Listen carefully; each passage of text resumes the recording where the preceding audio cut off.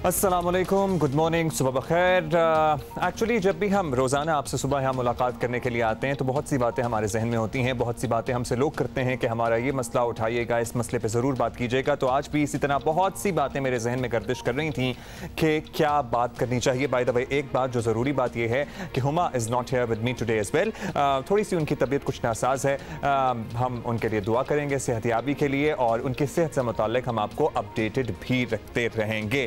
जियो पाकिस्तान हमारा Twitter handle है, उस पर आप हमें लिख के बता सकते हैं कि आप क्या चाहते हैं कि हम किस मौजू पर बात करें। 10 बजे जो सवालात का सिलसिला होगा वो तो चलता ही रहेगा, लेकिन बहुत सी इंडस्ट्रीज जहां मुतासिर हैं वहीं आम के एक्सपोर्टर्स जो हैं वो भी रुल रहे हैं, वो बहुत बुरी तरह मुतासिर हैं। और एक और बात यह है कि वालिदैन, उनकी परेशानी का यहाँ तस्करा ज़रूर करना चाहूँगा मैं कि ऑनलाइन क्लासों के नाम पर लाखों हज़ारों रुपए जो फीसें बटोरी जा रही हैं, जो ली जा रही हैं, और इन हालात में जब कारोबार बहुत कम है, जो लोग नौकरी पेशा थे, बहुत सौ की नौकरी चली गई है, तनख्वाहें लेट हैं, इस तरह से लोगों को, वालिदैन को फ़ीसें अदा करना बहुत मुश्किल हो रहा है। और इस पे भी हम तफसील से बात करना चाहेंगे, इस पे आप अपनी राय भी दे सकते हैं। बाय द वे, कराची में आज सुबह मौसम ज़रा खुशगवार हमें नज़र आ रहा है, अब्र आलूद है और हल्की फुहार और बारिश के आसार भी हैं बाहर।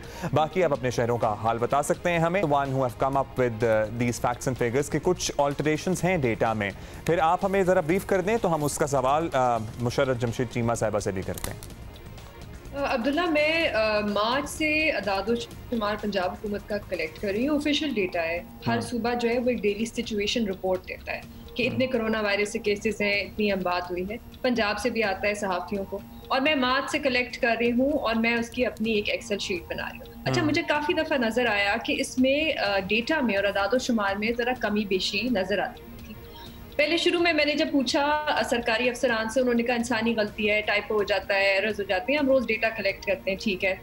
लेकिन ये इतनी बाकायदगी से हो रहा था कि उसके बाद थोड़ा सा मुझे भी शक पड़ा कि ये एकदम से, आप जैसे अब आपने एक मिसाल दी है, मैंने जो डेटा कलेक्ट किया गुजरावाला में 4 जून को 37 डेथ्स रिपोर्ट होती है, दूसरे दिन 5 जून को वो गिर के 32 हो जाती है। इसी तरह गुजरात में एक दिन 11 डेथ्स होती हैं, फिर वो 9 हो जाती हैं, और फिर ये नहीं होता कि वो दूसरे दिन दोबारा 11 हो जाए या 12 हो जाए, वो फिर 9 ही रहती हैं या वो 8 ही रहती हैं, वो कम ही रहती हैं। इसी तरह हेल्थ केयर वर्कर्स, पंजाब हुकूमत 30 मई तक कह रही थी कि कोई health care worker corona virus से उसकी हलाकत नहीं हुई, हलाक नहीं हुआ पंजाब में। मैंने जब YDA से पूछा, यंग डॉक्टर्स एसोसिएशन से, तो उन्होंने मुझे कहा कि 30 मई तक 8 ऐसे हेल्थ केयर वर्कर्स थे, डॉक्टर्स, नर्सेस, पैरामेडिक्स, जिनकी जानें कोरोना वायरस के शिकार होने के बाद उनके पंजाब में उनकी डेथ हो गई। अच्छा, उन्होंने सिर्फ मुझे ये नंबर नहीं दिया, उन्होंने मुझे उनकी तस्वीरें, उनकी इंफॉर्मेशन, उनके नाम, उनकी डेजिग्नेशन, ये सारी इंफॉर्मेशन थी। आज वो बढ़ के 18 हो गया है। अभी भी पंजाब हुकूमत का जो ऑफिशियल डेटा है वो आपको सिर्फ 3 दिखा रहा है। इसी तरह की बहुत सी मिसालें। अच्छा, मैं एक आपको यहाँ पर बात बताऊं कि जो डेली सिचुएशन रिपोर्ट पंजाब की आती थी और मेरे पास बाकायदगी से आ रही है अप्रैल से, वो बड़ी शुरू में जो होती थी अप्रैल में और बिल्कुल 9 मई से बिल्कुल पहले, वो जो थी वो बड़ी डिटेल होती थी, बड़ी तफसील से उसमें इंफॉर्मेशन होती थी। सस्पेक्टेड केसेस होते थे, टू बी ट्रेस केसेस होते थे, मैंने आपके शो पे उसके बारे में बात की जी, थी। बिल्कुल भी रिमेंबर। उसके बाद से एकदम से वो सारी इंफॉर्मेशन गायब हो गई। पूरा का पूरा सेक्शन, वो जो टू बी ट्रेस का सेक्शन था, जब आपके शो पे मैंने उससे बात की तो उसके दूसरे दिन ही वो सेक्शन या तो शायद वो ट्रेस हो गए होंगे या फिर काम बहुत बढ़ गया होगा, क्योंकि जाहिर है केसेस की बहुत बड़ी तादाद अब सामने आ चुकी है। आई डोंट नो आप इस पे किसको मुरद इल्ज़ाम ठहराएं। वो कहते हैं जी हमने तो कारकुनों को कहा नहीं था, हुकूमत को हमें बुलाना ही नहीं चाहिए था, ये सारा शोशा छोड़ना ही नहीं चाहिए था। फिर हुकूमती नुमाइंदे कहते हैं कि क्यों इनके कारकुन जमा हुए और क्यों ये सारा शो लगा, लेकिन ये हुआ और अब कोरोना भी निकल आया। Benazir, what is going on in Lahore? I wonder, आप देख रही थी अभी, शायद मनाजिर आपने तो ना देख सकें, आपने ना देखे हों, लेकिन इससे पहले देखा होगा, शहबाज शरीफ साहब हैं, लोगों का हुजूम है इर्द गिर्द, कैंसर सर्वाइवर हैं, ही 69। अब्दुल्ला, नैब का तो मुझे समझ नहीं आती, क्योंकि काफ़ी देर से कहा जा रहा था और पूरी दुनिया में हो रहा है, बल्कि वहाँ तो अदालतें भी अब वीडियो कॉन्फ्रेंसिंग के जरिए हो रही हैं, फ़ोन के जरिए हो रही हैं। आप नैब को काफ़ी देर से कहा जा रहा था कि आप वीडियो कॉन्फ्रेंस के जरिए करते नहीं, लेकिन उनकी एक जिद थी कि शहबाज शरीफ साहब जो हैं उनके दफ्तर आएँ, उनके साथ बैठें, उनके सवालों का जवाब दें। मेरा यहाँ पे ये सवाल है अब्दुल्ला, आप सोचें कि जो नैब की अभी कस्टडी में है, उनके बारे में आप सोचें कि उनके टेस्ट हुए हैं, मुझे नहीं पता, आपको पता है या मुझे नहीं, मुझे तो खैर नहीं पता। मुसर्रत चीमा साहिबा से हम शायद पूछ सकते हैं, उनके टेस्ट हुए हैं, उनमें से कितने पॉजिटिव हैं, या जो नैब के अपने अफसरान हैं उनके टेस्ट हुए हैं, उनमें से कितने पॉजिटिव हैं। मतलब ये अभी हालात हैं। लाहौर तो इतना हाई रिस्क एरिया, और मैं आपको एक छोटी सी चीज़ बताऊं, और ये बड़ी बड़ी एक खौफनाक चीज़ है। पंजाब कहता है हमारी जो कॉन्टैक्ट ट्रेसिंग है वो बड़ी बड़ी ज़बरदस्त है। हम लोग जैसे ही टेस्ट पॉजिटिव आता है दूसरे दिन आप या उसी वक्त हेल्थ अफसरान जो हैं वो आपके गेट पे पहुंच जाते हैं, वो आपकी कॉन्ट्रैक्ट ट्रेसिंग करते हैं, आपके पूरे घर का टेस्ट करते हैं, आपसे मालूमात लेते हैं आपने पिछले 14 दिन में किस किस से मिले। मैं आपको 4 ऐसे केसेस बता सकती हूँ सिर्फ लाहौर में, एंड हाई प्रोफाइल केसेस, जो जिनका टेस्ट पॉजिटिव आया है और आज 7 दिन हो गए हैं उनको किसी ने कॉन्टैक्ट नहीं किया, यानी कि वो घर से बाहर जा रहे हो और वो खुद घर पे आइसोलेटेड हैं, खुद उन्होंने अपने आप को आइसोलेट किया हुआ है, लेकिन हो सकता है वो बाहर जा रहे हो, कौन चेक करेगा उनको, कौन चेक करने आ रहा है। हो सकता है उन्होंने अपने घर में और लोगों को इन्फेक्ट किया हो सकता है उन्होंने अपने दफ्तरों में लोगों को इन्फेक्ट किया हो, बट किसी ने कोई आज तक उनसे पूछने आया ही नहीं है। 7 दिन हो गए, 7 दिन में आप इमेजिन करें कितने लोगों को उन्होंने इन्फेक्ट किया होगा, उनको शायद खुद भी ना पता हो।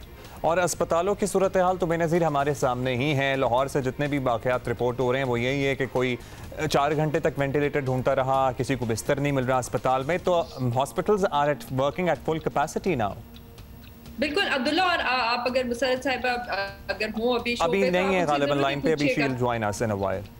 उनसे जरूर ये पूछिएगा कि यास्मीन राशिद साहिबा अक्सर प्रेस कॉन्फ्रेंसेस में कहती है कि उनकी जो वेबसाइट है ना, उनका जो डिपार्टमेंट है स्पेशलाइज्ड हेल्थ केयर का पंजाब में डिपार्टमेंट, उस पर वो कहती हैं हम रोज डेटा डालते हैं, इतने बेड्स हैं, इतने वेंटिलेटर्स हैं, इस अस्पताल में जगह, इस अस्पताल में जगह नहीं है। आप उस वेबसाइट को खोलें और उस पर देखें कि आखिरी दफा उसको अपडेट कब किया गया था, 7 दिन पहले। 7 दिन के बाद वो अपडेट ही नहीं हुआ, उस पर न्यू डेटा ही नहीं है। और ये वो वेबसाइट है जो हमें रोज हम चेक कर सकते हैं कि कितने बेड्स हैं, कितने वेंटिलेटर्स हैं, हम कहाँ जाएं, किस नंबर पे फोन करें। ये अपडेट ही नहीं हुआ हुआ डेटा। ये तो क्रिमिनल है। This is I mean hiding data बहुत एक इस वजह से मैंने ये सोशल मीडिया पे ये इंफॉर्मेशन शेयर की, क्योंकि इतनी दफा इतनी बाकायदगी से हो रहा था कि आपको फिर ऑब्वियसली शक तो उठता है कि ये किस वजह से इतनी जल्दी डेटा तब्दील हो जाता है, और अमवात का, खास तौर पे अमवात का। Alright, thank you Benazir. We tried to contact Musarrat Jamshed Cheema साहिबा और अनफॉर्चुनेटली हम उनसे नहीं रब्ता कर पा रहे हैं। Wonder way she lost. लेकिन आप please Musarrat Jamshed Cheema sahiba, we would like to talk to you about this. आप प्लीज़ आइए, हम इंतजार कर रहे हैं आपका। हम पंजाब हुकूमत की तरफ से जो सरकारी सतह पर आदाद शुमार जारी किए जाते हैं उसमें आने वाले इशूज़ पर बात कर रहे थे। बेनज़ीर शाह सीनियर सहाफ़ी हैं, उन्होंने डेटा कंपाइल किया है, वो अपना डेटा मार्च से कलेक्ट करी है। उन्होंने कहा जी 30 अप्रैल तक मुश्तबा मरीजों की कैटेगरी मौजूद थी, उसके बाद वो कैटेगरी गायब कर दी गई। टू बी ट्रेस्ड की कैटेगरी आती थी, वो भी ख़त्म कर दी गई। अब कितने लोगों को पर्सनली जानती हैं जिनके पॉजिटिव आए, उसके बाद उनके कॉन्टैक्ट्स को ट्रेस करके टेस्ट नहीं किया गया। और फिर आदाद शुमार में भी कुछ मसाइल हैं, और पर्टिकुलरली कोरोना वायरस के मामले पे आदाद शुमार डेलिबरेटली या अनडेलिबरेटली छुपाना या गलती से गलत आदाद शुमार रिपोर्ट होना, this is a big deal. इस पर हम बात करते हैं। मुसर्रत जमशेद चीमा साहबा हमारे साथ मौजूद हैं, तर्जुमान पंजाब हुकूमत। शुक्रिया मुसर्रत साहबा, आपने वक्त दिया। मुसर्रत साहबा, आपने सवाल और ये बात सुन ली है कि मसला है क्या, आप लोग उसको इंक्वायर करेंगे या would you like to develop a more comprehensive system के जो डेटा जाए वो प्रॉपरली कंपाइल होके जाए? बिस्मिल्लाहिर्रहमानिर्रहीम, बहुत शुक्रिया। जो सबसे इम्पोर्टेंट चीज़ है वो ये है कि अगर हम WHO के लेटर को भी देखें कि इस वक्त जिस वक्त आपकी पॉपुलेशन 22 करोड़ है, अगर हम पूरे पाकिस्तान की बात करें और बिलखुसूस पंजाब की बात करें तो हम 11 करोड़ का सूबा है, और जिस लेवल पे अब इसकी स्प्रेड हो गई है, अब ये मुमकिन नहीं रहा कि जितने भी उसके कॉन्टैक्ट पर्सन हैं उनको सबको 100% लोकेट करना। शुरू में जब पाकिस्तान में या पंजाब में ये अपने अवाइल या आगाज के दिनों में ये मुमकिन था, इस वक्त मुमकिन नहीं रहा।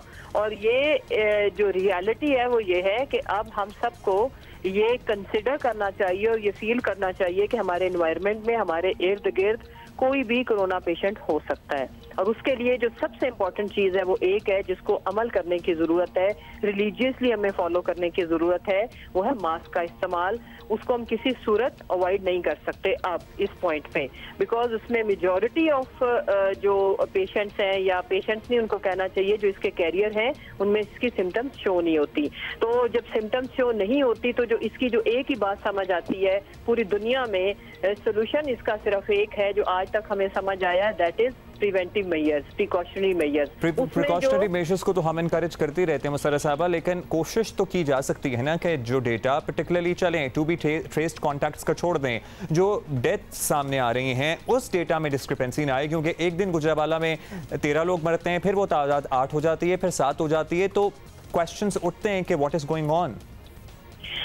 नहीं, मैं इसमें ना आपसे डिसएग्री करूंगी। उसकी वजह यह है कि हमारा जो कंट्रोल एंड कमांड सेंटर है, और पंजाब के अंदर भी हमने ये एक सेल डेवलप किया हुआ है, उसमें जब तक बेसिकली दो फर्क तरह की रिपोर्टिंग हो रही है। देखिए, हम उस वक्त तक, पहले आपको पता है कि गवर्नमेंट पे ये भी एलिगेशन लगाई गई थी through social media and talk shows के थ्रू, ऑपोजिशन ने लगाई थी कि गवर्नमेंट जो सिंपल एक किसी की कैजुअलिटी होती, सिंपल से मुराद ये कि वो कोरोना पॉजिटिव नहीं भी है तो गवर्नमेंट उसको कोरोना के खाते में डाल रही है, जबकि ऐसा बिल्कुल नहीं था, ना है।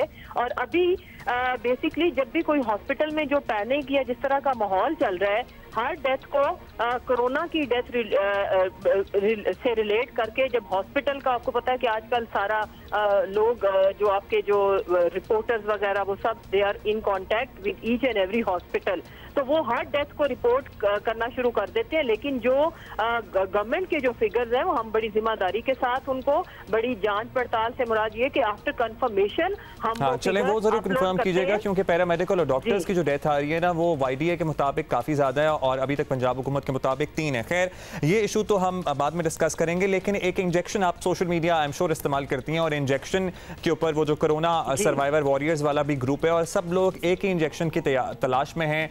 आई वंडर कि वो इंजेक्शन 25,000 रुपए का है या 18,000 रुपए का है, लेकिन वो अब वो 1.5-2 लाख और शायद उतने का भी नहीं मिल रहा। मैं पता नहीं उसका नाम ठीक ले रहा हूँ कि एक्टेमरा नामी एक इंजेक्शन है जो कि सिम्टम्स रिलीव करता है। तो इस पे बताएं कि क्या हो रहा है ये। जी बिल्कुल, आपने ये बिल्कुल सही कहा कि ये एक्टेमरा इंजेक्शन है, और इसकी जो एक्चुअल प्राइस है वो 60,000 थी, और ये इसकी प्राइस अप करके ये बातें रिपोर्ट हुई हैं, तो इनमें कहीं ना कहीं सदाकत थी। और इम्पॉर्टेंट चीज़ अब ये है कि उसमें इमीडिएटली हमारा जो हेल्थ डिपार्टमेंट है उनको मैं अप्रिशिएट करूंगी, उन्होंने इमीडिएटली इस पे एक्शन लिया। और अब ये बेसिकली इंजेक्शन हर पेशेंट को लग नहीं सकता, उसके लिए पूरी हमने एक एडवाइजरी कमेटी और एक बोर्ड बना हुआ है जो डिसाइड करता है कि किस पेशेंट को लगना है, किसको नहीं। अब उसके लिए हमने इमीडिएटली ये किया है कि तमाम जितने भी मेडिकल स्टोर्स हैं, फार्मास्यूटिकल से रिलेटेड जितनी भी चीजें हैं, इदारे हैं, उनको हमने ये भेज दिया लेटर गवर्नमेंट की तरफ से, हेल्थ डिपार्टमेंट ने भेजा है, पंजाब ने बर वक्त इस पे इकदाम उठाया कि इसको कोई मेडिकल स्टोर किसी आम आदमी को नहीं बेच सकता। अब ये सिर्फ हॉस्पिटल ही अपनी रिक्वायरमेंट बताएगा हेल्थ डिपार्टमेंट को, और हम हेल्थ डिपार्टमेंट हमारा पंजाब का उस हॉस्पिटल को ये इंजेक्शन प्रोवाइड करेगा, और हम ये फ्री ऑफ कॉस्ट लगाएंगे। और ये इसमें चांसेस होते हैं कि कुछ पेशेंट्स पे ये लग सकता है, लेकिन उसमें कंप्लीट मेडिकल टेस्ट होता है, और अगर आपकी रिपोर्ट इस काबिल हो तो फिर वो टेस्ट लगाना चाहिए, अदरवाइज ये काफी हार्मफुल भी हो सकता है। इसके साइड इफेक्ट सर्टेनली हुआ ये मुसर्रत साहबा कि लोगों ने इंजेक्शन के बारे में पता लगा, अपने अपने लिए, खुदा ना अल्लाह तो माफ करे, लेके खरीद लिए कि कभी होगा तो उनको जरूरत पड़ जाएगी। अब वो शॉर्ट हो गया, अब जो जिनको जरूरत है उनको मिलता नहीं है। उसमें मैं ये आपके चैनल के तवज्जुह से, खुदारा ये इंजेक्शन खुद आप नहीं लगवा सकते, ये बिल्कुल भी घर के अंदर लगाया भी नहीं जा सकता, ये भी मैं क्लियर कर दूं। तो अगर किसी ने ये स्टॉक किया हुआ है तो अभी भी आपके पास वक्त है, ये एक्सपायर हो वापस कर दें। अच्छा, क्विकली मुसर्रत साहबा, जो वेबसाइट है ना जिसका यास्मीन राशिद साहबा बारहा तस्करा करती हैं कि वो वेबसाइट तमाम चीजें बता देगी कि कहाँ कितने वेंटिलेटर हैं, कहाँ बेड अवेलेबल है, नहीं है, वो वेबसाइट गुज़श्ता 7 दिन से अपडेट नहीं हुई है, तो जरा प्लीज उसको देख लेंगी आप। जी बेसिकली मेरे पास तो जो अभी करंट इन्फॉर्मेशन है वो सारी आ रही है, बट मैं बिल्कुल, अगर आप प्लीज आप उसे देख लीजिएगा, वो वेबसाइट नहीं अपडेट हुई है। बहुत शुक्रिया आपका। मुसर्रत जमशेद चीमा साहिबा हमारे साथ मौजूद थी, और वैसे जहां दुनिया एक एक लम्हे की अपडेट सोशल मीडिया और इंटरनेट पे डाल रही है, बाकी मुल्कों की अगर बात करें तो 7 दिन तक पंजाब में ये इन्फॉर्मेशन कि कहाँ बिस्तर अवेलेबल है, कहाँ अपने मरीज़ को लेके भागना है इमरजेंसी की सूरत हाल में, जब अस्पताल ऑलरेडी ओवर क्राउडेड हैं और फुल हैं और फुल कैपेसिटी पे चल रहे हैं। This is criminal. Petrol quest कहाँ तक पहुँची है? आपको पेट्रोल मिला नहीं मिला, ज़रा बताएं अपना ज़िंदगी का अहवाल क्या चल रहा है। 11वां रोज़ है बाय द वे। मुल्क भर में पेट्रोल की शदीद किल्लत बरकरार है। कोई पेट्रोलियम डीलर्स को इल्ज़ाम दे रहा है तो कोई इसे हुकूमती नाअहली कह रहा है। जिन पंप्स पर पेट्रोल मौजूद है वहाँ लोगों की लंबी कतारें लगी हैं। मुल्क की तारीख में ऐसा पहली बार हुआ है कि लगातार 11वें दिन आवाम को पेट्रोल के लिए धक्के खाने पड़ रहे हैं। पेट्रोलियम कंपनियाँ हुकूमत की बात सुनने को तैयार नहीं हैं। दावे किए जा रहे हैं कि उगरा ने एक्शन लिया है, फ्यूल स्टॉक्स चेक हो रहे हैं, मुकदमात बन रहे हैं, लेकिन इस सब के बावजूद पेट्रोल आवाम की पहुंच से दूरी है। पेट्रोल बहरान का जिम्मेदारों का तयन करने के लिए हुकूमत ने वही पुराना तरीका कमेटी का खेल शुरू कर दिया है। FIA ओगरा, PSO और HDIP के अफसरान कमेटी का हिस्सा हैं। वज़ीर आज़म इमरान खान ने हंगामी इजलास में पेट्रोल की फराहमी बहाल करने की हिदायत दी थी, लेकिन बदकिस्मती ही कहें कि अभी तक तो इन हिदायत पर अमल होता नजर नहीं आया। 48 घंटे का बाय द वे टाइम दिया गया था, जो आई गेस आज शाम को ख़त्म हो जाएंगे 48 घंटे। लेट्स सी, मैंने तो परसों ट्राई किया था, मैंने आपको बताया था, लेकिन हाई ऑक्टेन ही मिला था, नॉर्मल पेट्रोल जो है वो नहीं मिल रहा था।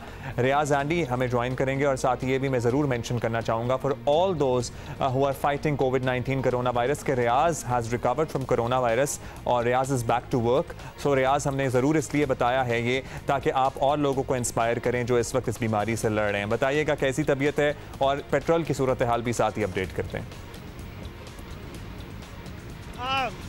तबीयत वैसे ही है, बहुत ही अच्छी है। अपने काम को वैसे ही इंजॉय कर रहा हूँ। It's all about your mental, आप कितने स्ट्रॉन्ग है।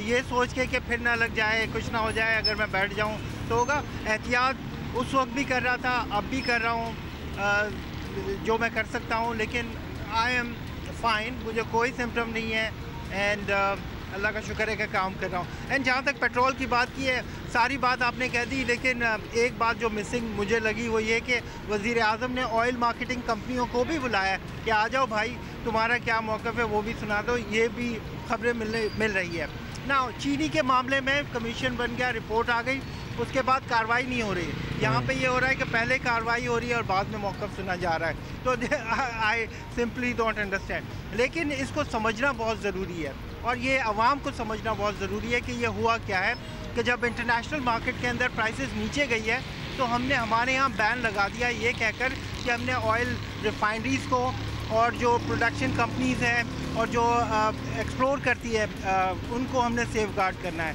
ये दैट वाज अ डिसीजन लिया गया, सही था गलत था, दैट वाज फाइन, लेकिन अब उस डिसीजन को ऑन नहीं किया जा रहा। 1 महीने तक जब ये बैन रहा और जब ये बैन उठा है तो उसके बाद इंटरनेशनल मार्केट के अंदर प्राइसेस बढ़ना शुरू हो गई थी।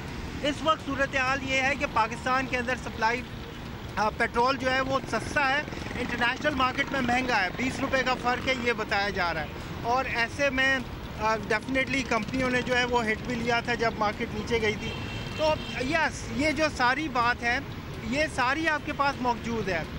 असेसमेंट कमेटी का इजलास होता है जिसमें ये तय होता है कि कितनी डिमांड सप्लाई है, फिर रिफाइनरीज कहती है हम कितना देंगे, बाहर से इंपोर्ट कितना होगा, सारा डेटा मौजूद है। फिर अच्छा रियाज, अभी मसला क्या आ रहा है? क्या इन्होंने, अगर आसान अल्फाज में आम आदमी को समझा सकें, क्या इन्होंने पेट्रोल महंगा खरीदा हुआ है और ये सस्ता बेचने को तैयार नहीं है? यही मसला है ना सारा का सारा, क्योंकि इससे पहले ये भी था कि इन्होंने रिजर्व इतने लो रखे हुए हैं तो महंगा तो क्यों खरीदेंगे, फिर जो रेट बाहर से आ रहा है वही रेट चलेगा। क्या बताएं, ज़रा एक्सप्लेन करें इसको।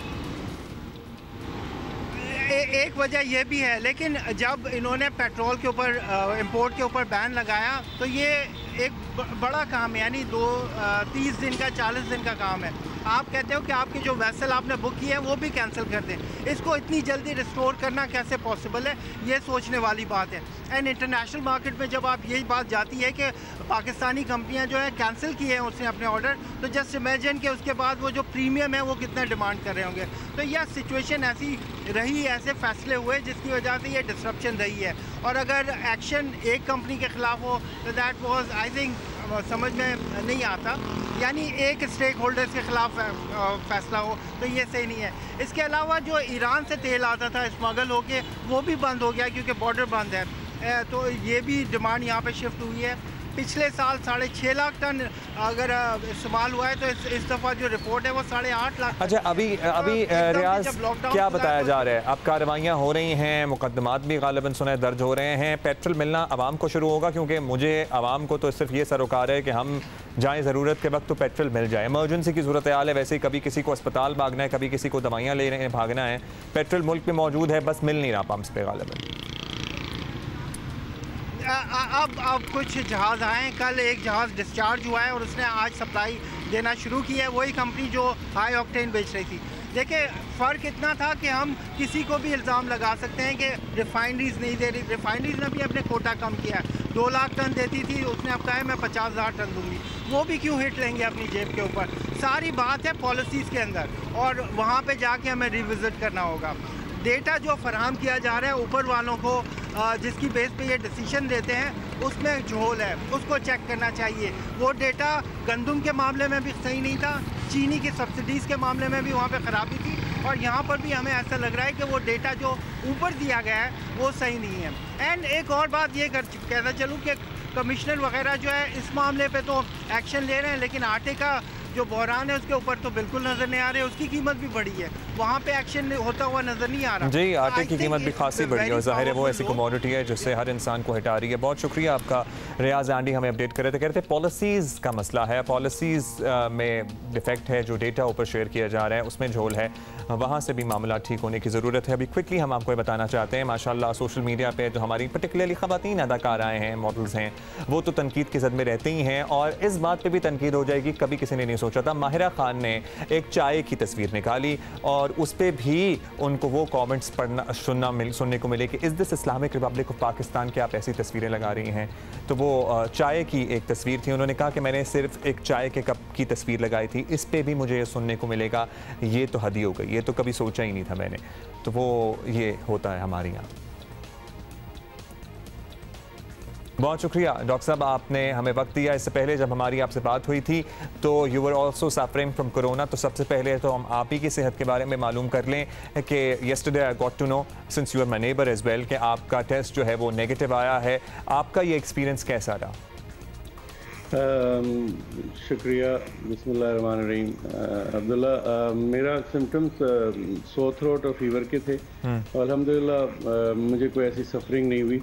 मैंने पहले भी लोगों से बात की तो मैंने बताया कि मैंने कोई किसी किस्म की कोई जो है ना वो टोटका और ये दवाएं इस्तेमाल नहीं की। सिर्फ शुरू में 1-2 दिन पैरासीटामोल हस्बे ज़रूरत ली थी, बाकी अपने आप को नॉर्मल खाना खिलाया और अपने आप को आइसोलेट किया कमरे में, और फ्लूइड हाइड्रेशन अच्छी रखी, और उसके अलावा जो है वो अल्लाह ताला से ताल्लुक़ बढ़ाया, और जहाँ पे मुमकिन हो इंसान चाहे वो मुस्कुराहट ही हो सदका दे दे, तो ज़ाहिर है अल्लाह ताला को वो बहुत पसंद है, और शिफा तो अल्लाह ने देनी होती है, लेकिन आदमी अपनी तरफ से जो कोशिश करता है। तो आई अल्हम्दुलिल्लाह नेगेटिव भी, और कल मैं वापस अस्पताल में अपना काम भी शुरू कर दिया। अल्लाह का चले, वंडरफुल। डॉक्टर साहब, मैंने इस दौरान भी आपसे पूछा था कि सना मक्की का कहवा वगैरह क्या मुफीद है, नहीं मुफीद है? अभी भी पीपल अब बाइंग इट इन बल्क।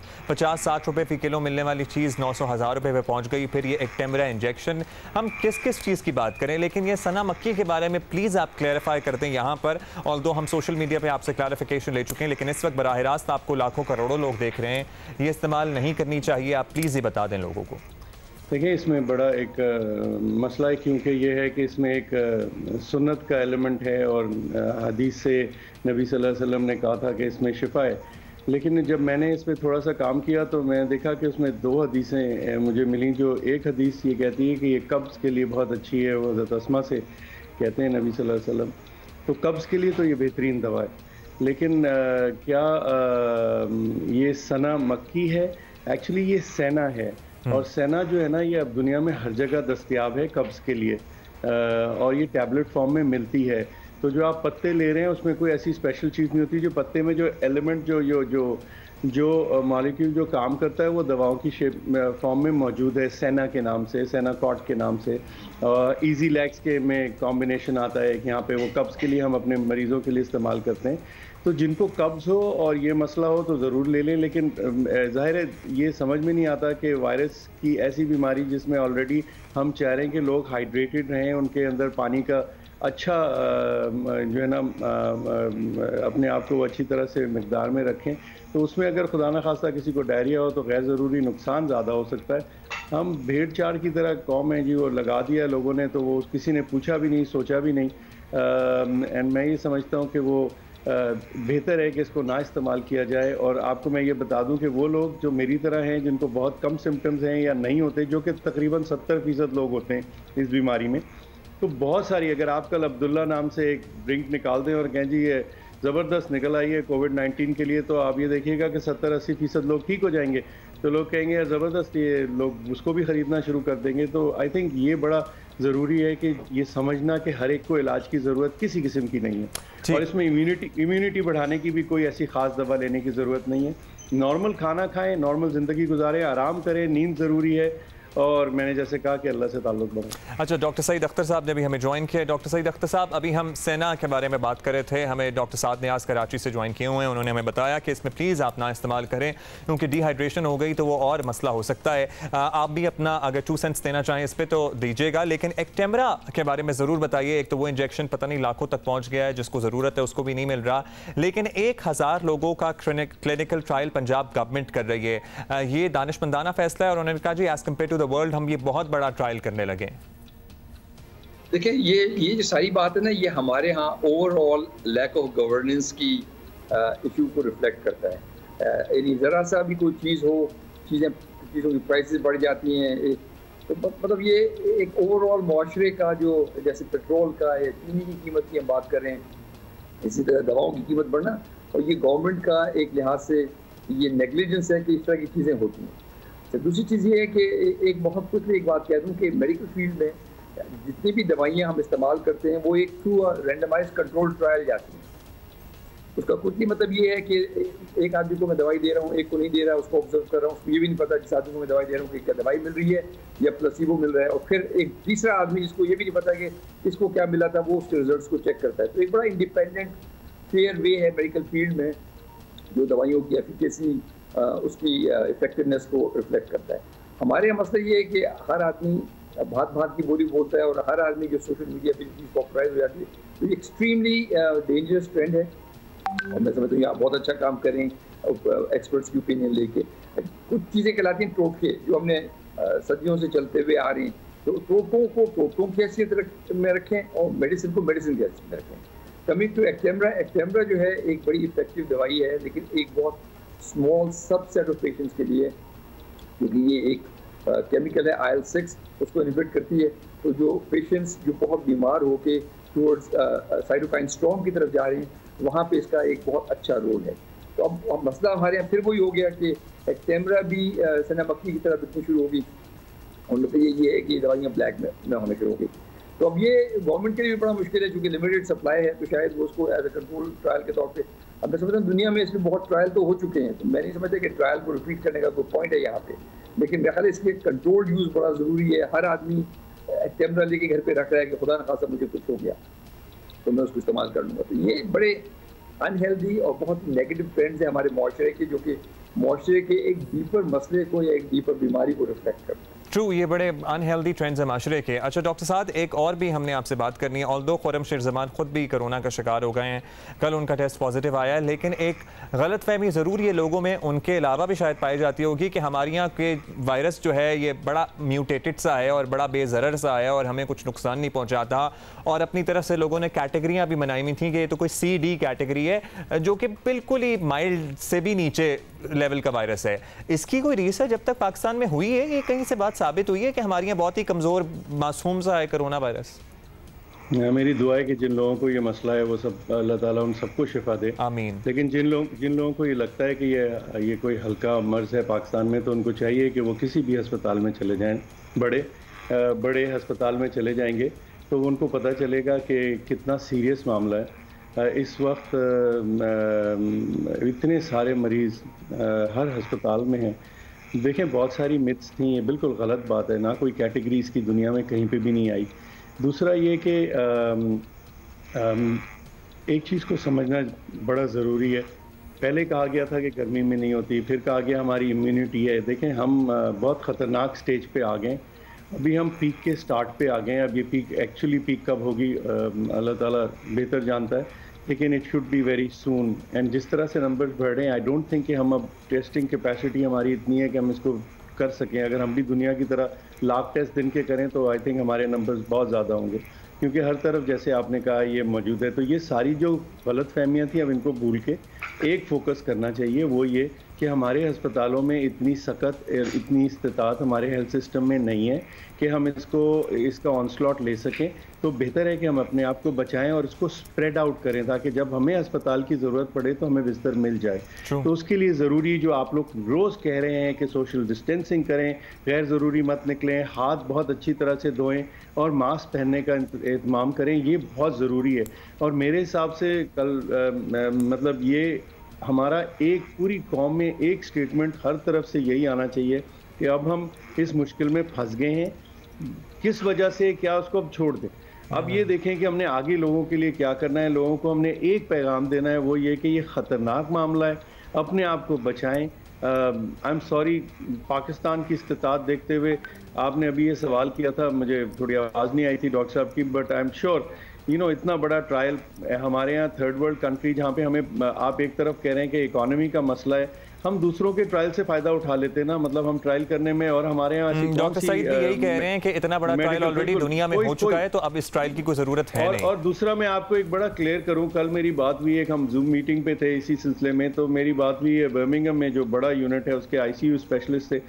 उनकी अपनी जो है ना अंडरस्टैंडिंग ये कि सिवाय ट्रायल की बेसिस पे इस वक्त जितनी भी चीज़ें, चाहे वो प्लाज्मा थेरेपी हो, चाहे वो दीगर अद्वियात हो, रेमडेसिविर हो या टोसी हो, जो भी, ये सारी दवाएं जो है इनको ट्रायल में ही इस्तेमाल करना चाहिए, और दुनिया कर रही है, उसके ट्रायल का इंतज़ार करना चाहिए। एक दफ़ा हमें वहाँ से कंफर्म रिजल्ट आ जाए तो हम उसको ज़रूर प्रॉपरली इस्तेमाल करें। लेकिन जब हम एकदम से TV पे आके कहते हैं कि हमारे पास एक बेहतरीन इलाज आ गया, तो सारे लोग उस तरफ जाते हैं, दवा भी गायब हो जाती है, गैर ज़रूरी इस्तेमाल। मेरे पास अब्दुल्ला साहब लोगों ने फ़ोन करके ये कहा कि मुझे आप प्लीज़ ये दवा दिलवा दें, तो मैंने कहा ज़रा मरीज़ की डिटेल में, मरीज़ तो अभी स्टेबल है, हम एहतियातन लेना चाह रहे हैं। ये मतलब एक किस्म का मजाक है।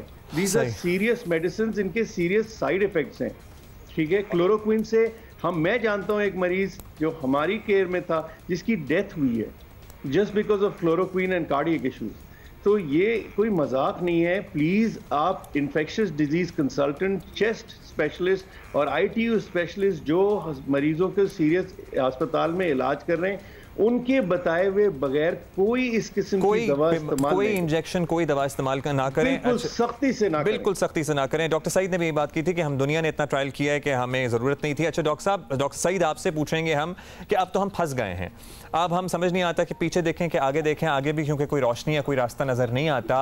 What do you suggest? दुनिया की एग्जाम्पल्स देख के क्या हम कोई लॉकडाउन कर सकते हैं, कोई कर्फ्यू लगा सकते हैं, या बस हम सोशल डिस्टेंसिंग पे गुजारा करें? क्योंकि हमारे अस्पतालों की कैपेसिटी हम बहुत ही तीर मार लेंगे, तब भी कितनी बढ़ा लेंगे?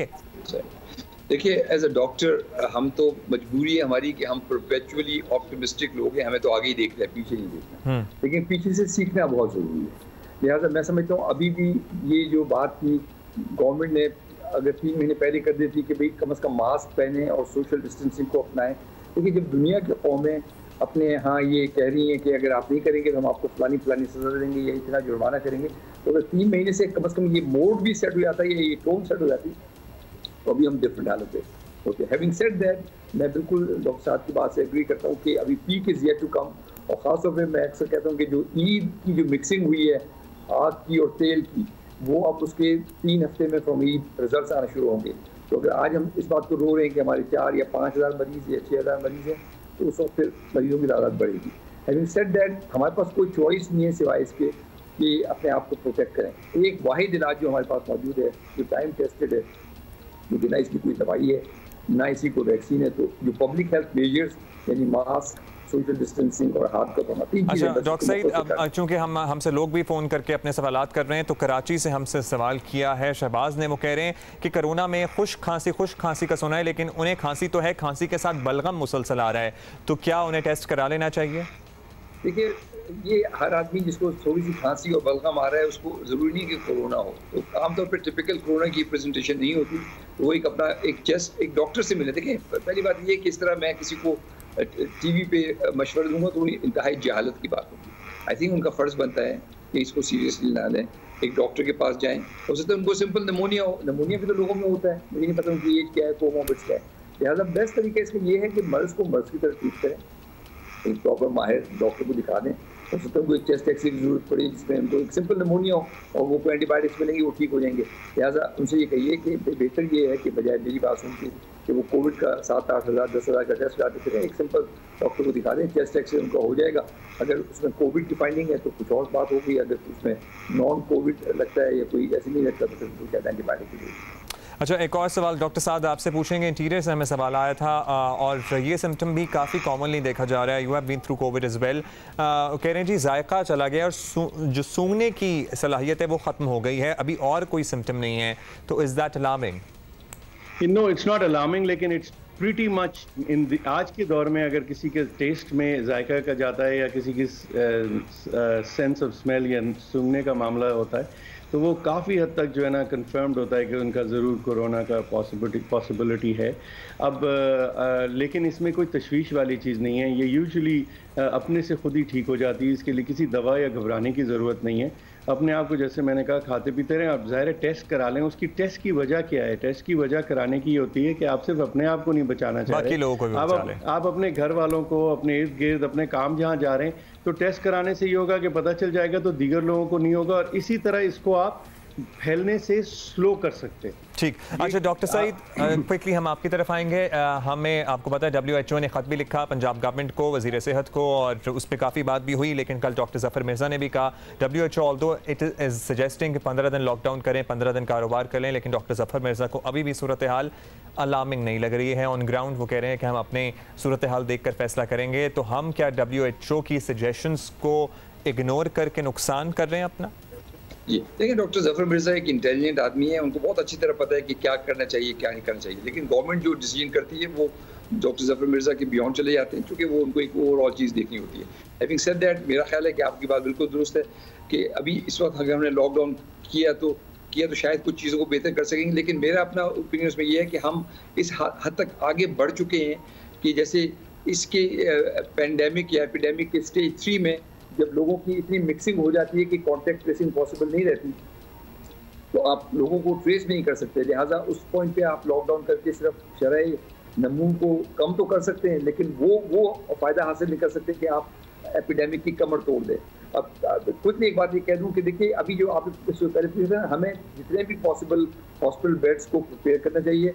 और उससे बड़ी बात यह है कि हॉस्पिटल के लिए मैं देख रहा हूँ कि बेड्स हैं हॉस्पिटल में, लेकिन वर्क फोर्स नहीं है। तो बहुत रैपिड स्केल पे हमें oxygen dependent, I am not talking about ventilation dependent, I am talking about only oxygen dependent beds along with the train personal की तरफ हमें फोकस करना चाहिए, इससे पहले कि ये पूरी एक हमारा पूरा सिस्टम को बिठा दें। और आपको याद होगा सारे डॉक्टर हजरात, हम कराची के पेशावर ये बात कर रहे थे कि हमारा सिस्टम ठीक नहीं है, हमारा बहुत वीक सिस्टम है, और आप भी हम हमारे साथ एग्री करते, लेकिन अभी तक लगता है कि गवर्नमेंट ने उसको कोई खाते ख्वाह नोटिस नहीं लिया। तो लिहाजा अभी बहुत अर्जेंट ज़रूरत इस बात की है कि रैपिडली अपने ऑक्सीजन डिपेंडेंट बेड, उनकी जो प्रोटोकॉल्स हैं, फ्लोन कब करना है, सैचुरेशन कब देखनी है, ये सारे बहुत वेल एस्टैब्लिश प्रोटोकॉल्स बन गए हैं। और एक आखिरी बात मैं कहना चाहता हूँ कि जो लोग अभी भी इसे बिलीव नहीं करते, मैं समझता हूँ कि उनको एक हफ्ते के लिए ये जो मास्क और वो पहना के ना पीपी पहना के इनको आईसीयू में उनको एज ए वॉलंटियर डिप्यूट करना चाहिए उन डॉक्टरों को, उन लोगों को जो इसमें बिलीव नहीं करते।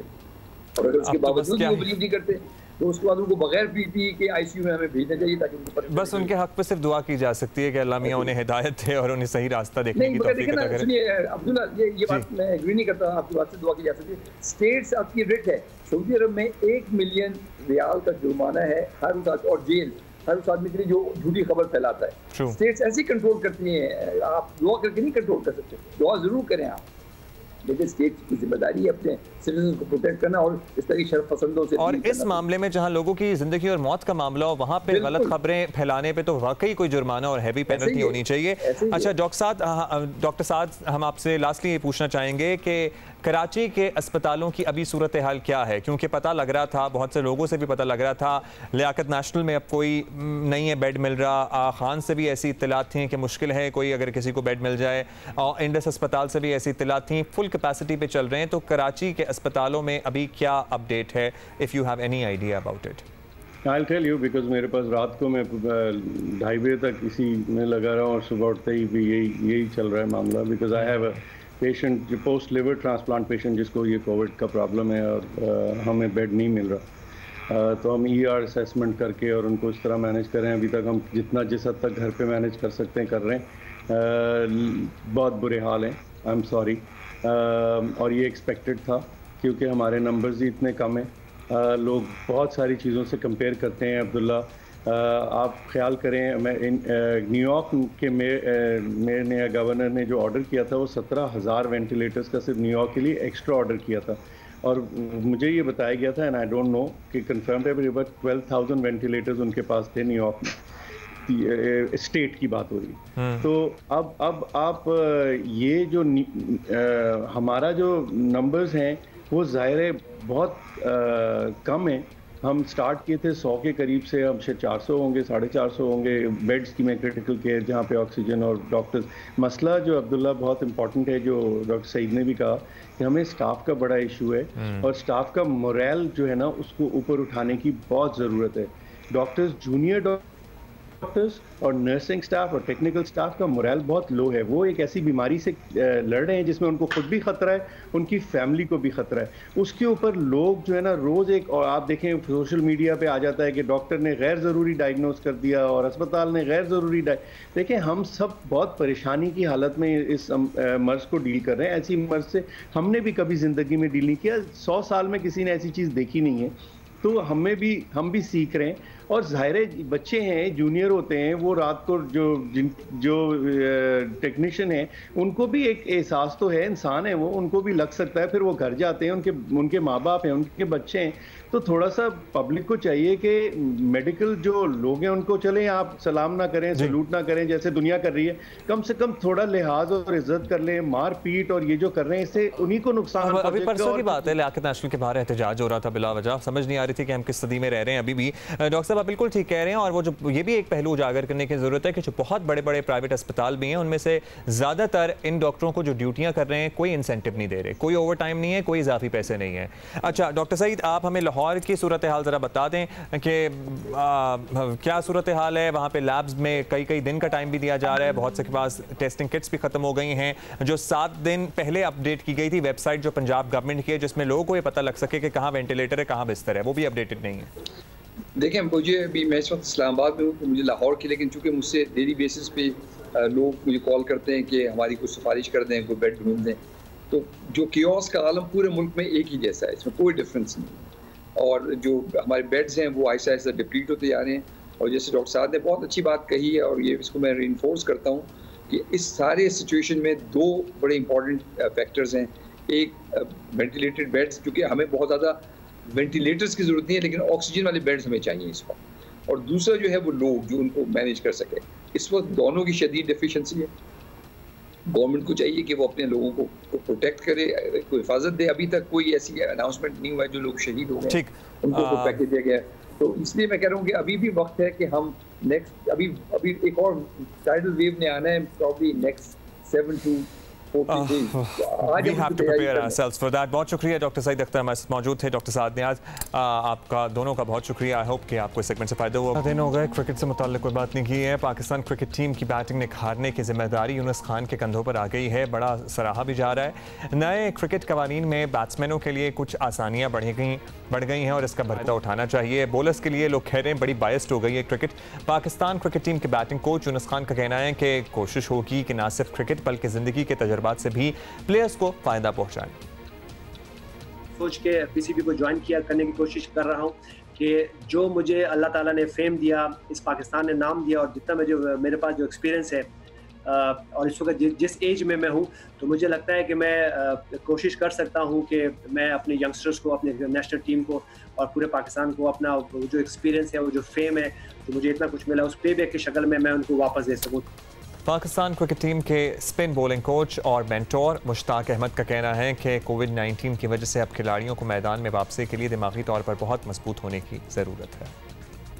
अल्लाह के शुक्र है कि अभी भी लड़कों के साथ मैं इंटरेक्शन में हूँ, उनके साथ मेरी बातें चल रही हैं, पहले से मेंटली उनको तैयार कर रहे हैं कि जो जो एक्सपीरियंस है कैसे आपने करना है। आप जब मेंटली पहले से प्रिपेयर होना शुरू कर देते हैं ना, तो आपके लिए चीजें आसान होना शुरू हो जाती हैं। और वहां पे जाके सिचुएशन को देख के फिर आपने स्किल लेवल पे कब काम करना है और आपने उस पे मेंटल टफनेस के ऊपर कब काम करना है, कौन से लड़के के ऊपर मेंटल टफनेस की ज्यादा जरूरत होती है, ये आपने पिक करना होता है। ये इसी को कहते हैं स्मार्ट मैनेजमेंट।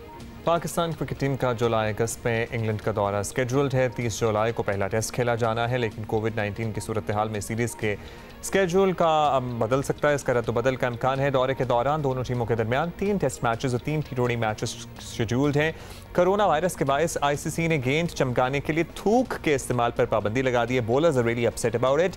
टेस्ट मैच के दौरान किसी खिलाड़ी में कोरोना की अलामात जाहिर होने पर उसकी जगह किसी दूसरे खिलाड़ी को लिया जा सकता है। अब टेस्ट में रिव्यूज़ की तादाद 3 और वनडे इंटरनेशनल में 2 हो गई है। थूक वाला मसला जो है ना, ये बॉलर्स के लिए मुश्किल पड़ सकती है, क्योंकि आदत भी है ज़ाहिर है, और बॉल पे भी फ़र्क नहीं पड़ेगा उस तरह जिस तरह कोई और शायद तरीका निकालना पड़े। सिकंदर वक्त हमारे साथ मौजूद है। बहुत शुक्रिया सिकंदर, आपने वक्त दिया। सिकंदर, पाकिस्तान के कोचिंग स्टाफ में मिसबा और वकार और मुश्ताक के साथ साथ यूनुस खान भी शामिल हो गए, तो पाकिस्तानी बैट्समैन को इससे कितना फ़ायदा हो सकता है उनके एक्सपीरियंस से? आइडियल सिनेरियो नहीं है, मैं नहीं समझता कि इट्स एन आइडियल सिनेरियो। लोग आपस में हो सकता है कि थोड़ी सी इश्यूज़ भी आ सकते हैं, मगर जहाँ तक कि बैट्समैनों को कितना फ़ायदा होगा, बहुत ज़्यादा फ़ायदा हो सकता है। यूनुस खान बहुत ही डेडिकेटेड किस्म का क्रिकेटर है, मैं उसके साथ काम कर चुका हूँ जब मैं पाकिस्तान टीम के साथ था। एक्स्ट्राऑर्डिनरी मेहनत करने वाला लड़का है।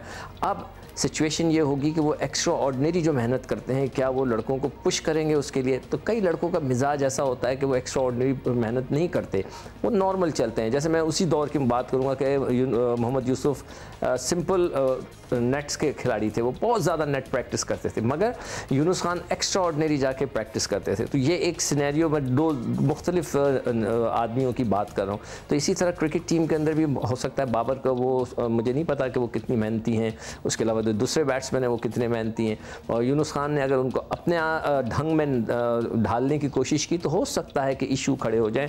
लोग कहेंगे जी भाई आप अपने जो कोचिंग है वो अपने हिसाब से करें, हमें खेलने दें। तो ये एक सिनेरियो क्रिएट हो सकता है और देखना होगा, बड़ा दिलचस्प होगा, इसलिए कि पाकिस्तानी बैट्समैनों पर बहुत शदीद दबाव होगा, इसलिए कि इंग्लैंड के बॉलर्स तैयार हो चुके होंगे वेस्ट इंडीज़ के खिलाफ खेल के। पाकिस्तानी जो है पहली दफ़ा जाकर खेलेंगे और बहुत लंबे ब्रेक के बाद खेलेंगे, तो वो हो सकता है कि शुरू के मैचेस में स्ट्रगल करें। अच्छा सिकंदर, आप कह रहे हैं कि मुश्किल भी हो सकती है इससे, लेकिन क्रिकेट के कोरोना वाले जो नए कवानीन अब सामने आए हैं, ज़ाहिर लगता है कि गेंद चमकाना और बार बार सैनिटाइज़र के इस्तेमाल के बाद बॉलर्स के लिए कहीं ज़्यादा मुश्किलात पैदा हो जाएंगी।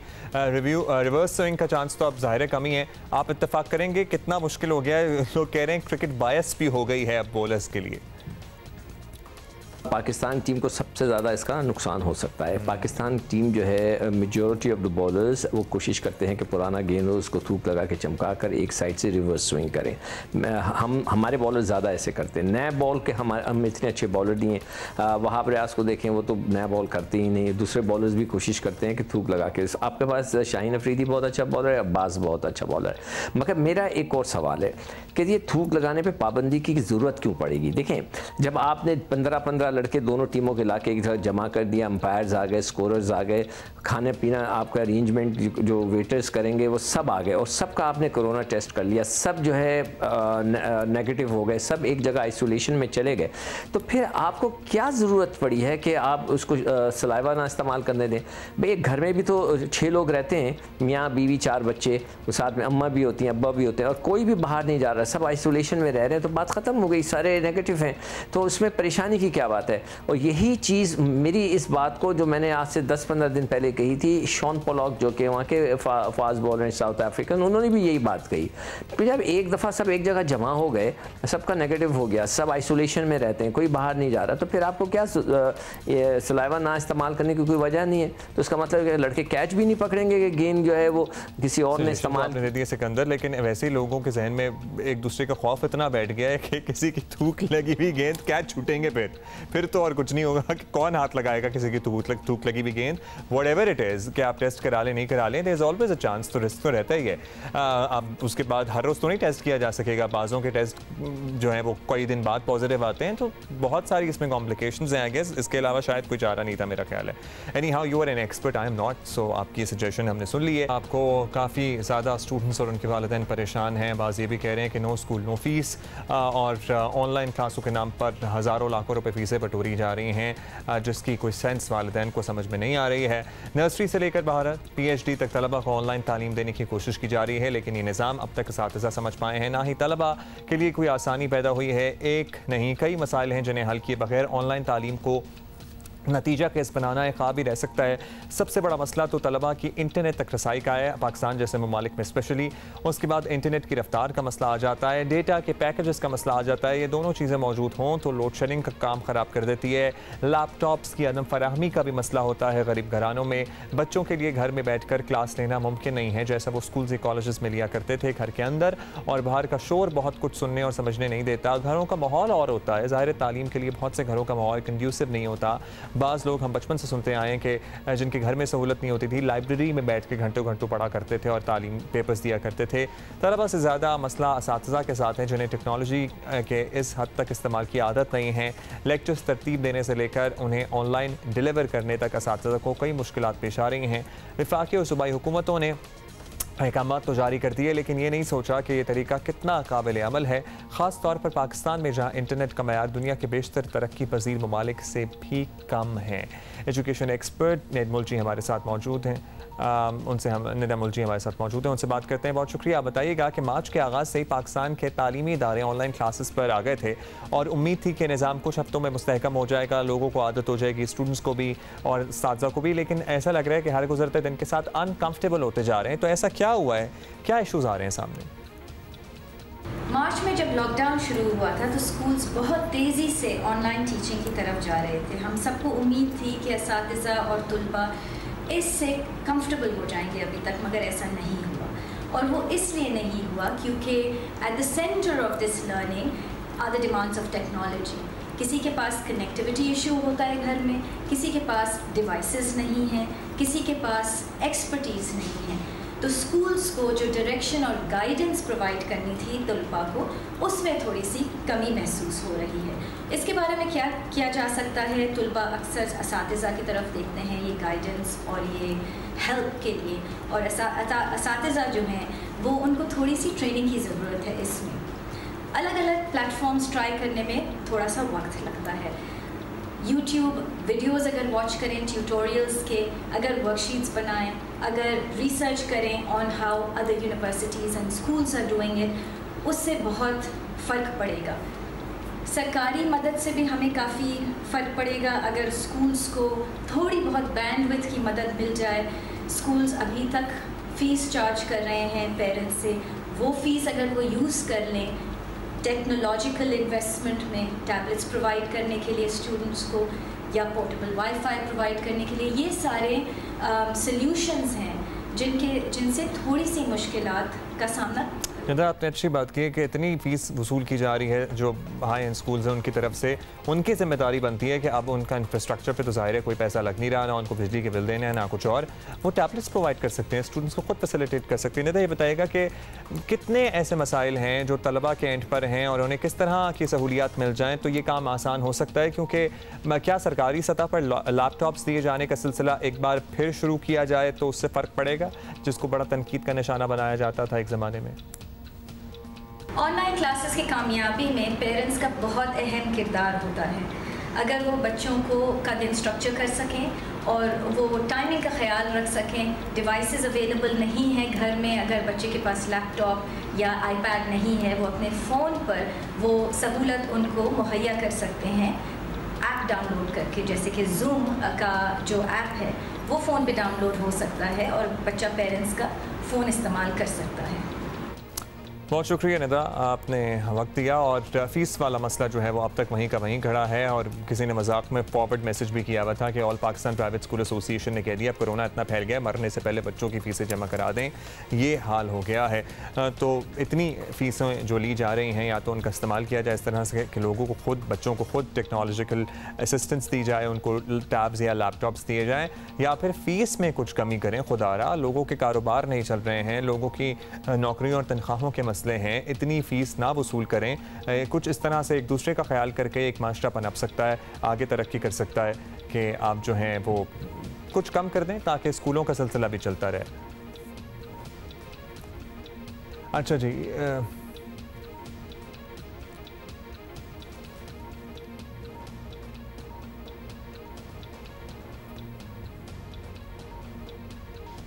अच्छा जी, एक ताज़ा तरीन खबर है हमारे पास इस्लामाबाद से, जहां पर इस्लामाबाद हाई कोर्ट ने चीनी कमीशन की जो तहकीकाती रिपोर्ट थी उस पर अमल दरामद 1 हफ्ते के लिए रोक दिया गया है। ऑपोजिशन ये कहती है कि रिपोर्ट तो आ गई लेकिन जिनके खिलाफ कार्रवाई होनी चाहिए वो नहीं हुई, और ये कहा गया है अदालत की तरफ से कि अवाम 10 रोज़ के लिए चीफ जस्टिस अतर मिनल्लाह ने 10 रोज़ के लिए हुक्म इम्तना जारी किया है, यानी स्टे ऑर्डर दे दिया है। इस्लामाबाद हाई कोर्ट ने चीनी इंक्वायरी कमीशन की रिपोर्ट पर अमल दरामद से रोक दिया है। आम आवाम को अगले 10 रोज़ तक चीनी 70 रुपये फ़ी किलो फराहम की जाए, और ये हुक्म भी सामने आया है। हेयरिंग हुई इस्लामाबाद हाई कोर्ट में। Chief justice Islamabad high court justice Athar Minallah ने इस्लामाबाद में ये खबर सामने आ रही है कि चीनी इंक्वायरी कमीशन की रिपोर्ट पर अमल दरामद जो है उसमें जो रिकमेंडेशंस दी गई थी उस पर 10 दिन के लिए हुक्म इम्तना जारी किया है, और ये कहा गया है कि अगले कुछ रोज़ तक आवाम को 70 रुपये फ़ी किलो चीनी फराहमी यकीनी बनाई जाए, अगले 10 रोज़ तक इनफैक्ट। ये अपडेट है हमारे पास इस्लामाबाद से, जहां पर इस्लामाबाद हाई कोर्ट ने चीनी कमीशन की जो रिपोर्ट थी उस पर अमल दरामद रोक दिया है, और अगले 10 रोज़ तक आवाम को 70 रुपये फ़ी किलो चीनी फराहम की जाए, इस बात को यकीनी बनाने की हिदायत की है, और हुक्म इम्तना इस सिलसिले में ये सामने आया है। अवैस यूसुफ से हमारे साथ मौजूद हैं। अवैस, दरख्वास्त गुजार कौन था, क्या सामने आया मामला? जी देखिए, इस्लामाबाद हाई कोर्ट में 17 मिल्स मालकान थे, जिसमें जहांगीर तरीन, सलमान शहबाज, खुसरो बख्तियार के भाई और दीगर जो शुगर मिल्स मालकान हैं वो थे। इसके अलावा शुगर मिल्स एसोसिएशन थी, उन्होंने इस्लामाबाद हाई कोर्ट से रजू किया था और ये दरख्वास्त में मौक़िफ़ इख्तियार किया था कि जो इंक्वायरी कमीशन की रिपोर्ट आई है वो बदनीयती पर मबनी है और उस पर कार्रवाई से रोका जाए।